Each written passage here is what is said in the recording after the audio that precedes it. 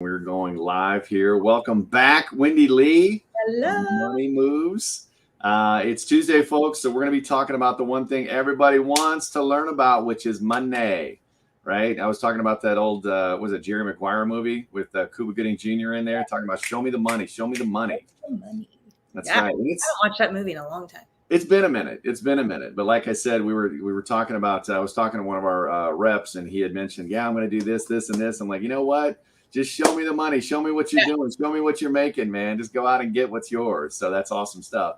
But today we're talking about a little bit about money, kind of money. It's the money mindset, right? And so we're going to be talking about the money mindset, what it is and what it isn't, and kind of how it applies to you and how you can actually start to get a money mindset. And when you do that, when your mind shifts, that light bulb goes off, you'll be amazed at how fast you can start growing wealth. So we'll get started in just a minute. Do me a favor, click that subscribe button if you already haven't, but make sure you share this with some friends.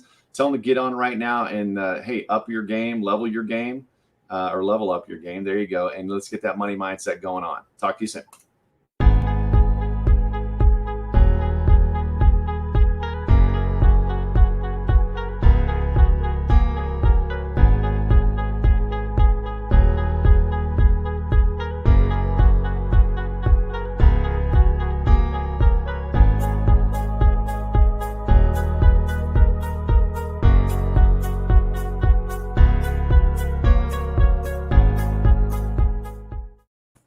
And we're back. We are.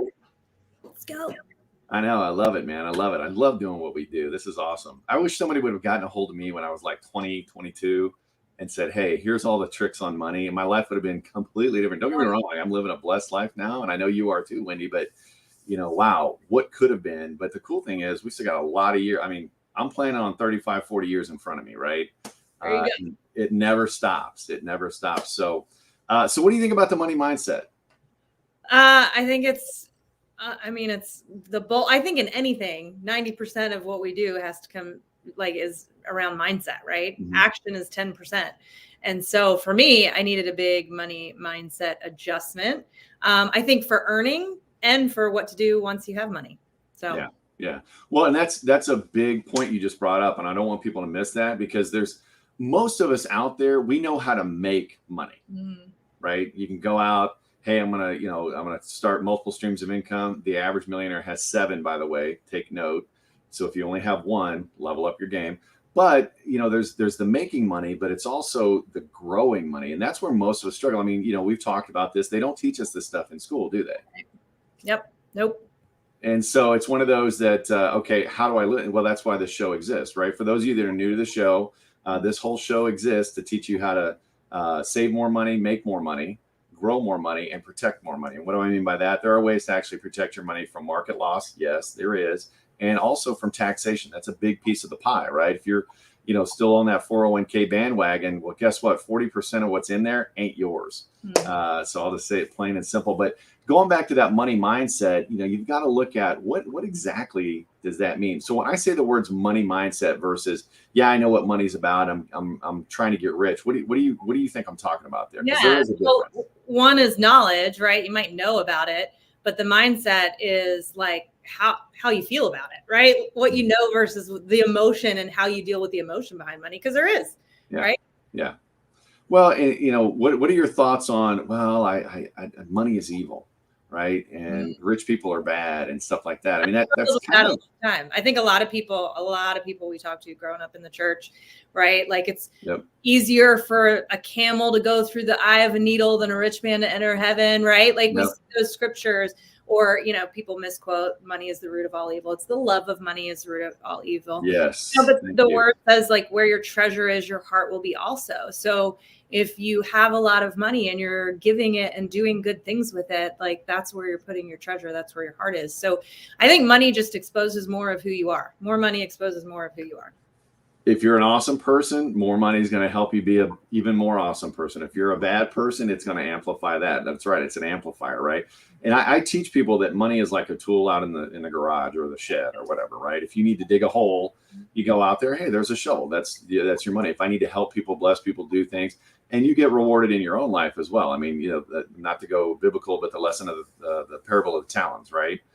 Read that, folks, if you haven't read it, and it'll talk about that. But I shared this with a client last week, or actually, no, it's been a few weeks now, with regards to their relationship with money, growing up poor, right? And how you kind of look at rich people, kind of, they've gotten that through whatever means, but I shouldn't do that.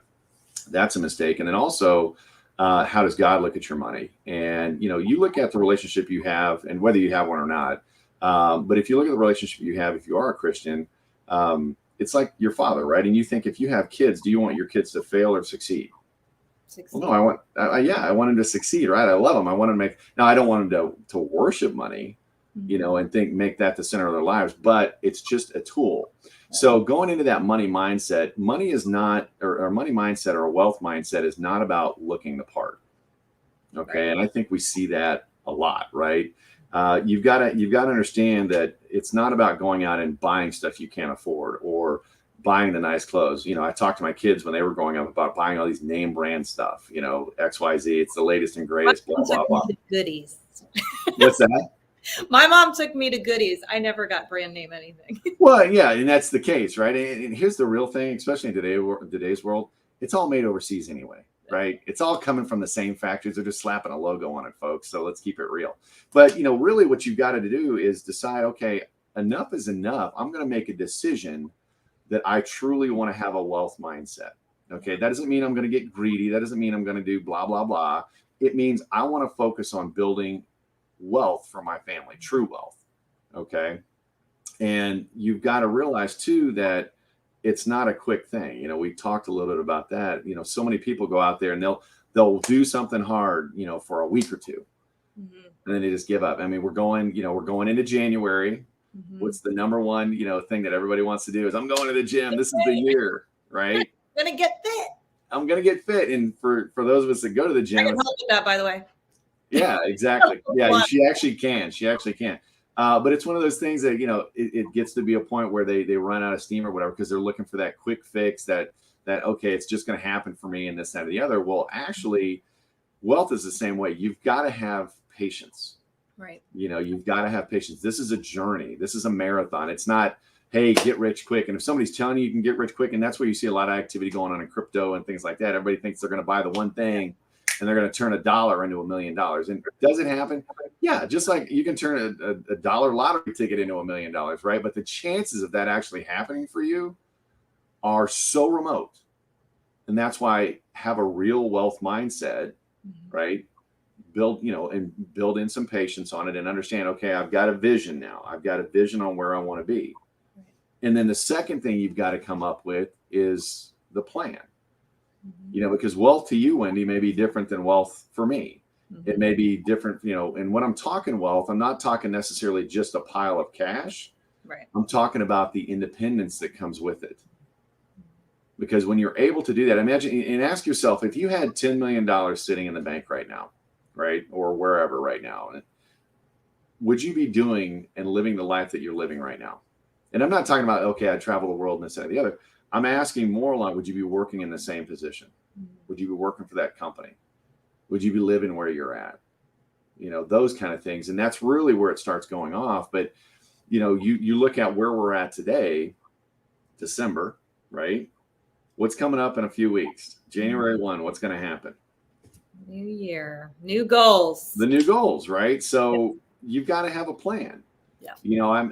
I made a post a couple of weeks ago about, it's in the Bible, those without a plan are doomed to fail. Right. And I'm kind of paraphrasing there. But I don't know, Wendy, what do you think? Yeah. I mean, I teach goal setting all the time. Right. And a goal is great, but if you have no plan to achieve it, then it's pointless. It's just a wish. Right. So, I think I try and set goal. I don't try. I do. I set goals every year for my business, right? Like what I'm creating income wise. I set a goal for my personal health, and I always set a goal for my finances as well. And so having a roadmap, having a way, a goal in sight, and then a plan, a map to get there. Yeah. Otherwise we waste a lot of time and a lot of money if we don't have a plan. Well, and how many times, I mean, that's the whole point about life, right? Life is not living the same year over and over again. That's not life, folks. Okay. You need to go out and live life. And just like when you said, you've got goal planning as part of that. Yeah. I mean, if I'm going to Disney World, I'm not just going to get in the car with the kids and just start driving around on the blacktop and hope it all works out. I'm going to plan that trip, right? And most people spend more time planning their vacation than they do their financial future. Their life, I know. Yeah, Gosh, it's crazy. It's like that whole statement, living for the weekend, right? You go through the majority of your life just kind of as a dredge, right? It's like, okay, I've got to get through this. And then I'm planning to go out with my friends on the weekend. I'm planning this vacation to wherever, right? In the summer or the spring or whatever for spring break. Whereas you really want to focus on, what am I accomplishing this week? What am I accomplishing today? I wake up the night before, the night or the morning of, when I'm having my coffee and it's still dark outside, I'm up writing, hey, here are the things I want to make sure I get accomplished today. So that way you're maximizing your time. Everybody has a finite amount of time. And it's the same way with wealth. You want to have that plan of what is wealth to you? Right. And those goals may change. It's not something you're going to do today, and it's going to be the same thing 10 years from now, right? It may be, hey, I'm going to do an annual goal setting. I'm going to do a 6-month goal setting or a 3-month. And I like to do a combination of each. So that way I know I'm on track to hit my goals by the end of the year. And I've got some huge stretch goals for this next coming year too. And I'm sitting down next week. I'm going to be on a trip, and I'm actually going to take some time to plan out the next 5 years on what I'm hoping to accomplish and what I'm planning to accomplish and what I want to make happen. But that way you've got a clear vision where you want to go, especially we're talking about the money mindset today. Wealthy people don't just float around and hope it all works out. They don't, right? You know wealthy people. I know you know wealthy people. They're not sitting around just going, man. No, they're very strategic and they know what's coming, what's going, and like I was the person that ignored my money a lot. Because I'm like, if I don't look at it, maybe it's not so bad. But wealthy people track. They know where every dollar goes, right? Yep. Like you've talked about this before. Like a budget is not about restriction. It's about telling your money where to go. And that's what wealthy people do, right? They know every dime. They know return on investment. They know, right? Like, and they from the people I surround myself with, right? They're constantly looking at what has a good return and what's creating loss, right? Like, and if this isn't beneficial, we're taking it away. Yes, exactly. And that's the thing. You've got to understand that, hey, I need to look at the stuff. I need to know what's going on. And going back to what you were talking about, that whole knowing where your money goes, that budgeting process, it's not to take things away. It's to help you be intentional about your life. Right. And it's no different than planning. If you're a Franklin Covey planner, or you use your calendar religiously like I do, why wouldn't you do the same thing in your money? I plan out my day. Why wouldn't I plan out my money? It's kind of light bulb, hopefully, for some people out there. And it's not easy. Like I'm just now, this year is the first year I'm like really trying to get a handle on it, Yeah. And so I want to say for those watching that don't know where your money goes, like it's okay. You can start now. Don't beat yourself up. And you taught me that, John. I think I cried on the phone with you at least twice of like beating myself up over where I was. And and having someone like you, right, to say like, it's okay, right? You can start now. And so I know that's kind of off the subject, but don't beat yourself up, right? And if you're struggling with that, then find, connect with me or John and get on the right track, right? And that's the thing, right? And it's if you didn't do it yesterday, that's okay. Guess what? That's in the rearview mirror. Yeah. Who cares, right? So start today. And that's the big thing is, it's great to learn things, but you need to start and take action on those things or else it's never going to change. And that's really the third thing. It's that a bigger monster. That ties in perfectly what we were just talking about is you've got to constantly be learning, right? Constantly be growing. Okay. Growing on a personal level, right? I am not the same person I was this time last year. I'm not the same person I was last year, 2 years before that. It's because you constantly want to seek out knowledge, seek out growth. How can I become a better me? How can I be a better father? How can I be a better, spouse? Or how can I be better with my money? How can I be better healthy, mentally, things like that, and take control of my life rather than just be a victim of what's going on around me? Because that's what so many of us do, especially in middle class, because that's, we're not taught to think like that, but that's what wealthy people do. It's that wealthy mindset of I'm in control of my destination.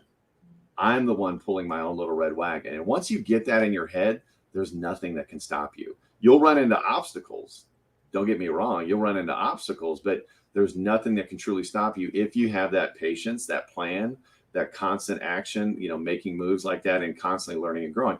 And that's one of the things we did a video, I think last week or the week before, about gurus, right? And the financial piece and, pieces out there and things like that with regards to what they've said the last 10, 20, 30 years.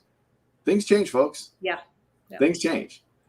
And, just like the 401k, that when I was in my corporate job, the 401k was it. I had little blinders on like the horse on the buggy, right? Not looking at anything, the 401k.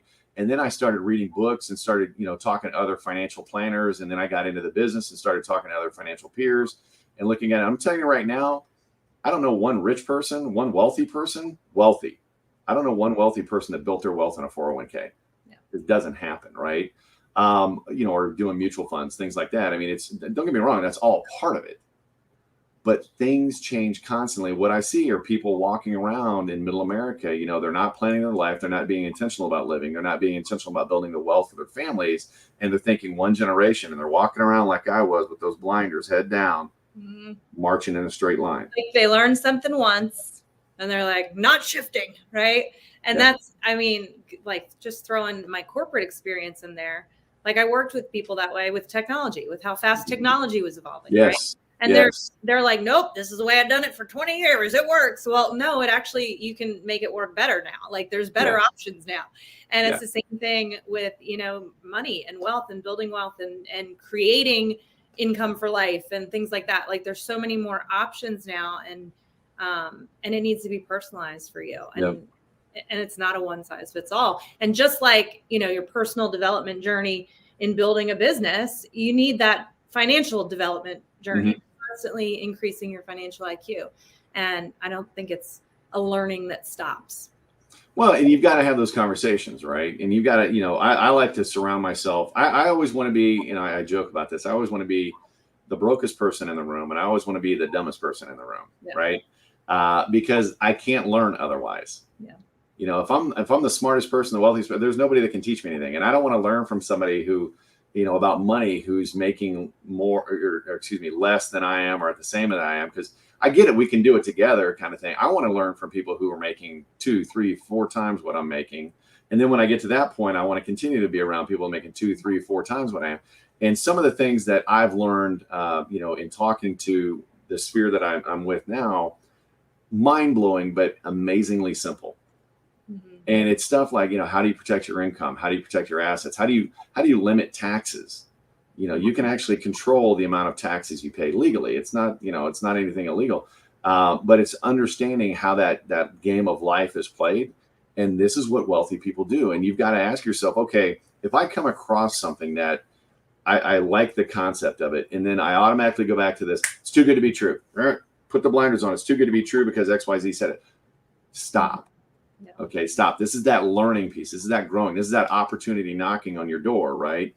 If it sounds too good to be true, but you like the concept, learn about it. Yeah. Ask questions about it. Look for evidence that it's real, right? That's how you do your homework. Don't just take somebody's word on some TikTok that, oh, blah, blah, blah is good or blah, blah, blah is bad. Ask the questions. This is how you become educated in money. And this is what wealthy people do. This is how you get a wealthy mindset. I am constantly looking for streams of income. I am constantly looking for new ways to grow my money. And just like when you and I sat down, Wendy, I mean, some of the concepts I shared with you, I'm like, oh yeah, it's just XYZ, no big deal, right? Because I'd been around it. Right. But to you, it was like, yeah, brand new. What? What is this, dear? But those are the same expressions and feelings I had when you started educating me. Yeah. Right. So any more thoughts on that?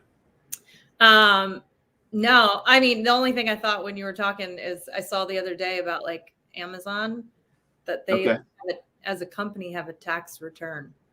And I just thought that was so interesting because as we grow, like I always had this mindset, like the more money I make, the more I'm going to be taxed. And it's not even like some people even feel like there's not even a point in growing anymore because you go into a higher tax bracket and then you just give more to the government. But what you can learn is what the wealthy do and actually get to, like, don't you say you build tax-free millionaires or something? Isn't that? Yeah. I mean, that's the license plate on my car says zero tax. And if you see me and I'm blowing by you, don't honk at me or anything. But it's one of those. This is what I learned. You can actually get to a zero tax bracket with a 401k and some other stuff, right? Not solely on a 401k, but if you diversify your tax strategy, just like you do your growth strategy, guess what? You can control your taxes, just like you can control your debt, just like you can control, your income. You control all of that. Okay. And I've had people tell me exactly what you just said. And I forgot about that. It's like, oh, I don't want to make any more money because I don't want to get taxed anymore. Yeah. That is a poor mindset. Okay. Yep. And poor, like not bad, but poor meaning low money, right? That is a poor mindset. A wealthy mindset is, okay, how can I make money and how can I put that financial team together? We talked about that, in our previous video. How can I put that financial team together to help me keep more of my money? Yep. So you can actually be wealthier and wealthier and wealthier and pay less in taxes. It's all about how you have things structured and knowing the rules of the game. This is the wealth mindset. Being open, understanding you need to learn, understanding it's going to take some time, and understanding you're going to need some help. That's what we're talking about, right? So good. Yep. So number 4 is keep the hustle. Okay. And I know you're a hustler. You're out there making things happen. I mean, just sun up to sundown, right? So what do you think about when I'm saying keep the hustle? Yeah. And I think some people misinterpret that, some people are like, no, you shouldn't always have to hustle. But I think you're an Ed Mylett, right? Ed Mylett fan. One thing he said is like, he always remembers being broke. Like he never forgets being broke. Right. Yeah. And what that feels like to constantly go, you know what, I could be back there if I don't keep moving forward. Yeah. And I think it's important to this is a journey, right? It's not a sprint. You arrive, you're done. Like this is the rest of your life, having that mindset and moving forward the rest of your life and constantly going, you know what, you don't know what can happen. Right. If the last few years have taught us anything, right, is you don't know what's going to happen, things out of your control. So what you can control is your own hustle. You can control the work that you do and the constant growth. And it doesn't mean like grind day in and day out. It means have a vision, have a plan, and keep moving towards it. And I talk a lot about contentment versus complacency. And there's a lot of complacent people in the world, right? And they sometimes, people will say for me, like, are you not content, like with where you are? It has nothing to, yes, I'm content with where I am today, but I'm constantly moving forward, right? I'm not going to be complacent and just sit where I am, right? I'm going to constantly move forward. Well, and that's a good point. I mean, a lot of people get confused, and most people that are out there in middle America, right? They have one source of income. Okay. Like I said, millionaires have 7, just throwing that out there. They have one source of income. And so they look at, okay, I'm doing this and I'm going to retire at 60, 65, 70, whatever the age is. If you're a millennial, I'm going to retire at 45 and then reality hits in. But you look at that, the reason they think like that is because I'm just going to call it like it is. Jobs suck, right? Most jobs suck. Let's just own it, right? That's why everybody's, oh my gosh, I can't wait till Friday. I can't wait till Friday because your job sucks. You want a break. Okay. And so they look at this retirement thing of, okay, I can retire at 60 because my job sucks. Wealthy people don't think like that at all. And like Wendy said, it's for your life, right? This is now, it's not a thing I do. It's my life, right? This is the mindset. This is I'm thinking about it 24/7, and people that aren't entrepreneurs don't get that. Why is he working 70 hours a week and he could go get a real job, and make as much money working 40 hours a week? Because he's not thinking in just today. She's not thinking in just terms for today. They're thinking about the future and what that's going to be. They've got a plan, they've got a path, they've got that mindset that they're building on building real wealth. And you look at that and it's that JOB mindset, that job mindset. And don't get me wrong, having a job is not bad. Get some other streams of income. But that's why wealthy people look at retirement as, I'm going to continue to do this forever. I had a friend of mine, he's part owner of a company, but he and I came up together. We've known each other since, oh my gosh, probably 24. He lives out in Phoenix, and we were talking one day about my company, how are things going, just kind of catching up. And I said, just building the machine, and one day I'll be able to retire. And he started laughing. I'm like, what are you laughing at? He's like, dude, he goes, you're semi-retired now. And I'm like, what are you talking about? He's like, do you have to be anywhere at a certain time? I'm like, well, no. He goes, do you get to come and go and do the baseball thing with your son? And, you know, because I spent a week in Florida and then went straight from there to New York, Long Island, and spent a week up there doing baseball with him. I'm like, well, yeah, but I mean, I'm still doing stuff. He's like, no, I get it. But that's not what most of us have to deal with. He goes, you're semi-retired right now. And I'm like, wow, it was a light bulb for me. And that just happened not too long ago. I mean, it's one of those that's what that wealth mindset builds for you, is the freedom, that time freedom to be your own person. Again, go back to my question I asked earlier. If you had $10 million sitting in the bank, would you be doing what you're doing? Would you be living the exact life you're doing? If you're not, that's a problem. You need to figure that out, right? And you want to make sure, again, 10 million, 1 million, whatever the number is for you, but you've got to have that mindset, but you've got to constantly keep that hustle going. But it's not like it's work. It's something that it's just part of you now. Yeah. It goes from your head to your heart. Enjoy it. I'm like, if I had what'd you say, 10 million or $1 million in the bank? 10 million.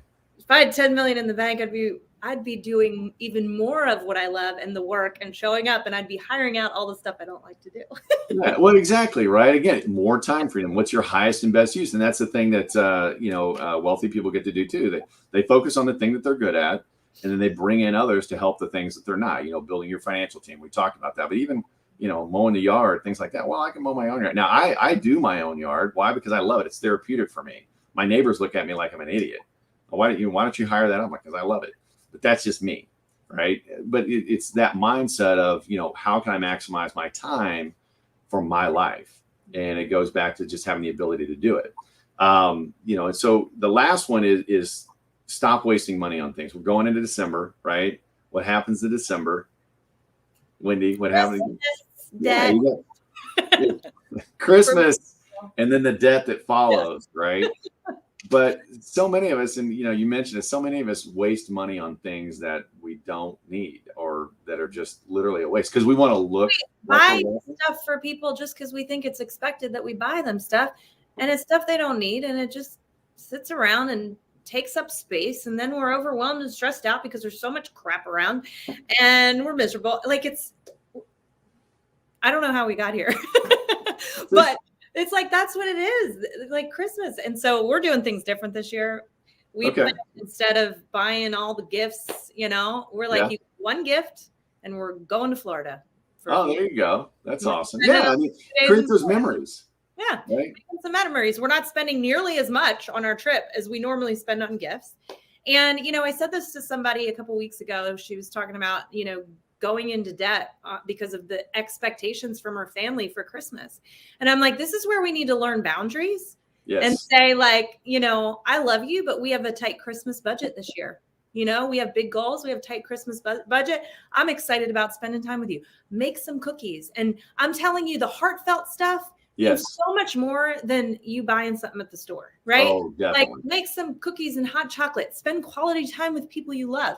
Have your kids write cards, or like, to me, like my daughter painting me a picture is way better than her dad taking her out to go buy me something, right? Like, and so get creative and don't go into debt over Christmas. So don't. Because you'll have that stressed and catch up all next year to go in debt over Christmas. It's ridiculous. Yeah, and it's a cycle with a lot of people. I mean, and that's the unfortunate thing. And I'm not saying don't buy a present for somebody, but be realistic and set the expectations. And you can even take that further. You're talking about, okay, the expectations of your friends, family for Christmas and the gifts and things like that. But we even, look at your own life. I mean, the house you're in now, keeping the yard up or having the cars that you drive, things like that. Well, I'm a such and such at this company. I'm expected to look like X. Stop living your life. Stop giving your financial, creating a financial nightmare, trying to live and impress others, live for and impress others. Right. Yeah. And you see it all the time. And I've seen memes about it. We buy a bunch of crap that we don't need with money we don't have to impress a bunch of people we don't even like. Right. Yeah. Why? And I think, I mentioned this in a previous video too. I think 2021 was a year that a lot of people are starting to wake up to this. And I love it because it's a situation where you look at what's going to make you happy and figure out a way to map that out. And I'm not just talking wealth. I'm talking finances. I'm talking health. I'm talking, just your personal growth, everything, right? Family life. Figure out a way to get happy and what it's going to take to make you happy, and build out a plan to get there. But the wealth mindset, that's where all of this stuff starts happening, is making a decision that I want to be free, right? I want to be free. I want to be able to, I want to be free. I got to be me, right? One of those things. But it's actually wealthy instead of looking rich. That's yes. like for me, I've been on this journey, right? Because I got into entrepreneurship and network marketing, and the first company I was with was very much like, I bought a $650 dress for an event. Now, granted, It was a gorgeous dress and I looked amazing in it. However, did I need to spend $650? No. And I was sick to my stomach when I did it, but it's what they were all doing. And I felt like I had to do it too, you know? And then I made a post a weeks ago about this, but I qualified for a car. What does that mean in network marketing? Typically, that means that you go buy or lease the car, and then they give you a little payment on your check each month to put towards that if you keep certain numbers, right? Which I always kept my numbers, but I went and leased a brand new stinking car that then had to turn around and upgrade because I got pregnant and couldn't fit all the children anymore. So then I turn it in, and I'm even more upside down in a lease, and we put a ton of miles on it. And I'm like, oh, but the company's paying for it. Yeah. And then guess what? When the company was done paying for it, I still owed $40,000. Yeah. Don't lease vehicles, folks. Don't. That's a broad statement, but there's times when you can, but most cases, no. But it was what everyone is doing, and it was what it looked like to achieve success in that company, right? It was a status symbol. Yeah. And now I'm like, so our other car, we still have the Lexus and are still paying for it. But we have this other car, and I think I even said this to you, oh, excuse my little junker that I'm driving. But you know what? I'm like, you know what? This is freaking paid for. I'm gonna own it. Yeah. Right? No, I do own it. Again, it's the I want to look rich or I want to be rich. I want to look rich or I want to be rich, right? And it's, and I've talked about this with schools and going to college and stuff like that. And I think everybody should have an MBA.